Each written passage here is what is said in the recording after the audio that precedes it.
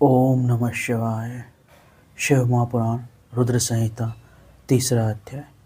सूत जी कहते हैं, जब नारद मुनि इच्छा अनुसार वहाँ से चले गए, तब भगवान शिव की इच्छा से माया विशाल श्रीहरि ने तत्काल अपनी माया प्रकट की और मुनि के मार्ग में एक विशाल नगर की रचना की, जिसका विस्तार 100 योजन था।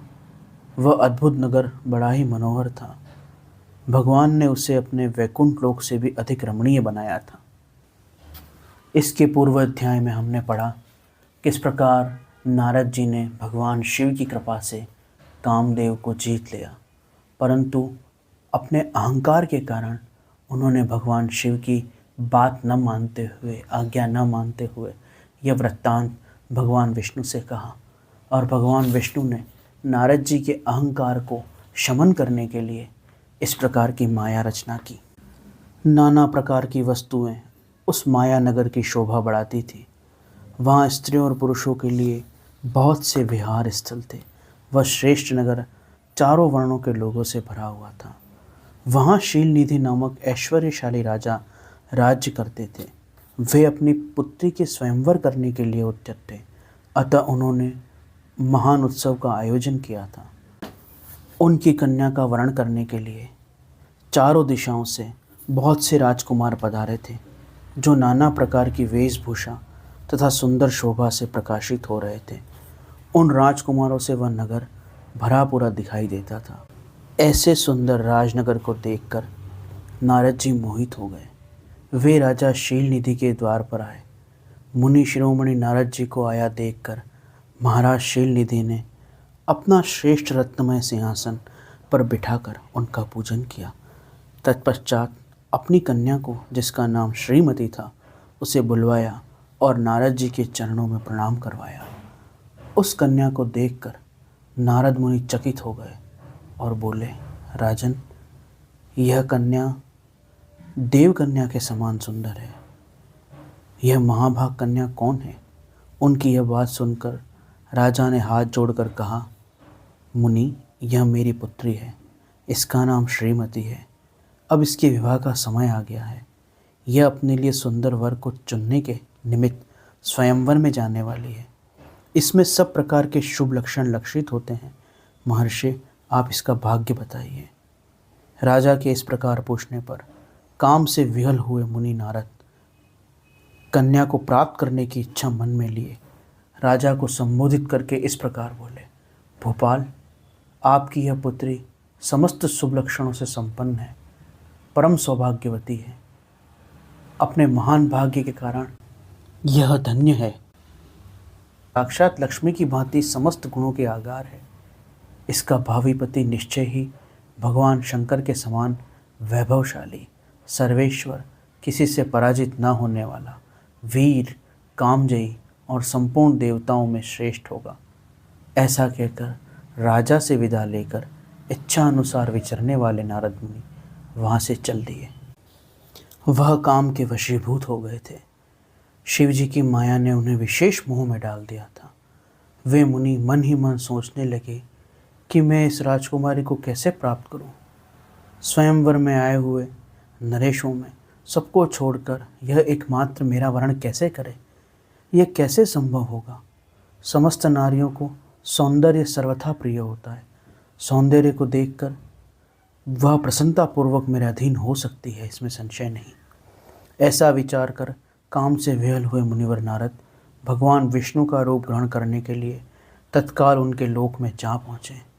वहाँ भगवान विष्णु को प्रणाम करके वे इस प्रकार बोले, भगवान, मैं एकांत में आपसे अपना सारा वृत्तांत कहूँगा। तब बहुत अच्छा कहकर लक्ष्मीपति श्रीहरि नारद जी के साथ एकांत में जा बैठे और बोले, मुनि, अब आप अपनी बात कहिए।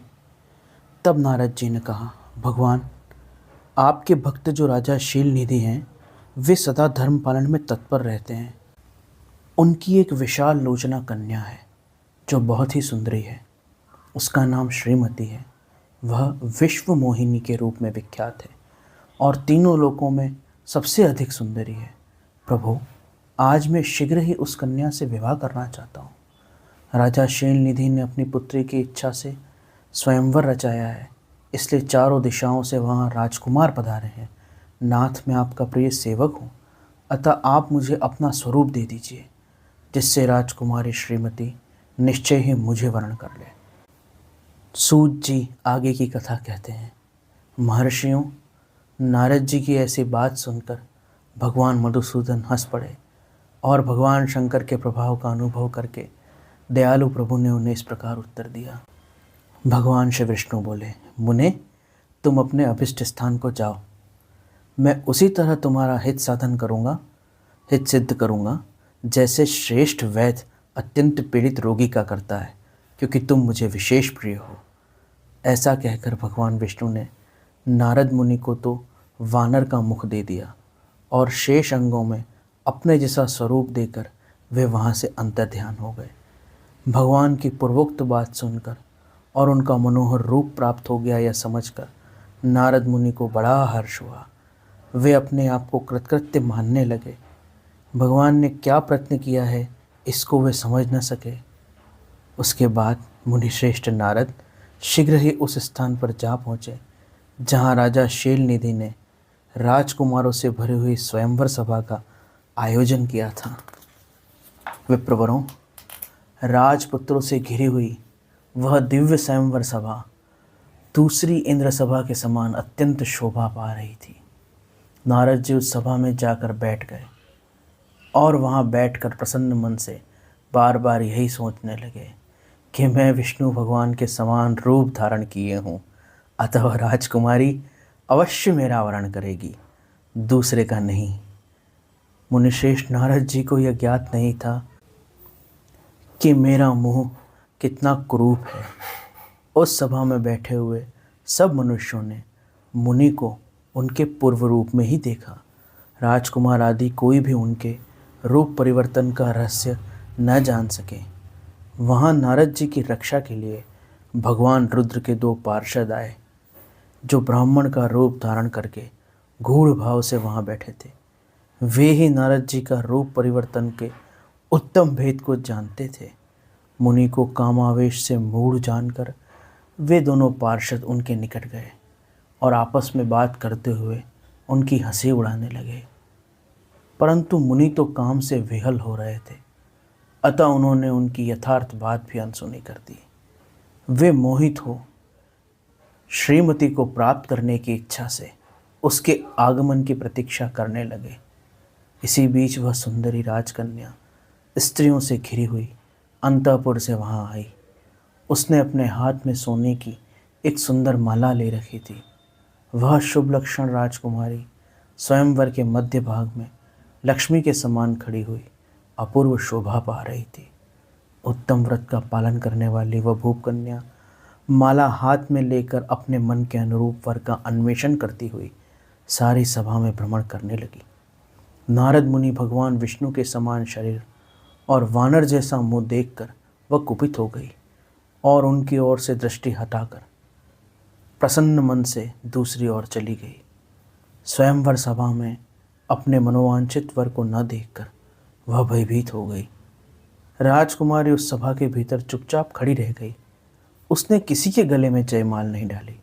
इतने में ही राजा के समान वेशभूषा धारण किए भगवान विष्णु वहाँ आ गए। किन्हीं दूसरे लोगों ने उनको वहाँ नहीं देखा, केवल उस कन्या की ही दृष्टि उन पर पड़ी। भगवान को देखते ही उस परम सुंदरी राजकुमारी का मुख प्रसन्नता से खिल उठा। उसने तत्काल ही उनके कंठ में माला पहना दी। राजा का रूप धारण करने वाले भगवान विष्णु उस राजकुमारी को साथ देकर तुरंत अदृश्य हो गए और अपने धाम पहुँचे। इधर सब राजकुमार श्रीमती की ओर से निराश हो गए। नारद मुनि तो काम वेदना से आतुर और विहल हो रहे थे, इसलिए वे अत्यंत विहल हो उठे। तब वे दोनों विप्र रूपधारी ज्ञान विशारद रुद्रगण बोले, हे नारद, हे मुने, तुम व्यर्थ ही काम में मोहित हो रहे हो। सौंदर्य के बल से राजकुमारी को पाना चाहते हो। अपना वानर के समान मुख तो देख लो। सूत जी कहते हैं, महर्षियों, उन रुद्रगणों का वचन सुनकर नारद जी को बड़ा विस्मय हुआ। वे शिव की माया से मोहित थे। उन्होंने दर्पण में अपना मुंह देखा। वानर के समान अपना मुंह देखकर वे तुरंत ही क्रोध से जल उठे और माया से मोहित होने के कारण शिवगणों को श्राप देते हुए बोले, अरे तुम दोनों ने मेरा उपहास किया है, अतः तुम दोनों राक्षस हो जाओ। ब्राह्मण की संतान होने पर भी तुम्हारे गुण और लक्षण और आकार राक्षस के समान होंगे। इस प्रकार अपने लिए शाप सुनकर वे दोनों ज्ञान शिरोमणि शिवगण मुनि को मोहित जानकर कुछ भी न बोले। वे दोनों शिवगण सदा सब घटनाओं में भगवान शिव की इच्छा मानते थे, अतः उदासीन भाव से अपने स्थान को चले गए और भगवान शिव की स्तुति करने लगे। इस प्रकार शिव महापुराण रुद्र संहिता अध्याय 3 यहाँ पर संपूर्ण हुआ। शेष अगले अंक में। ओम नमः शिवाय।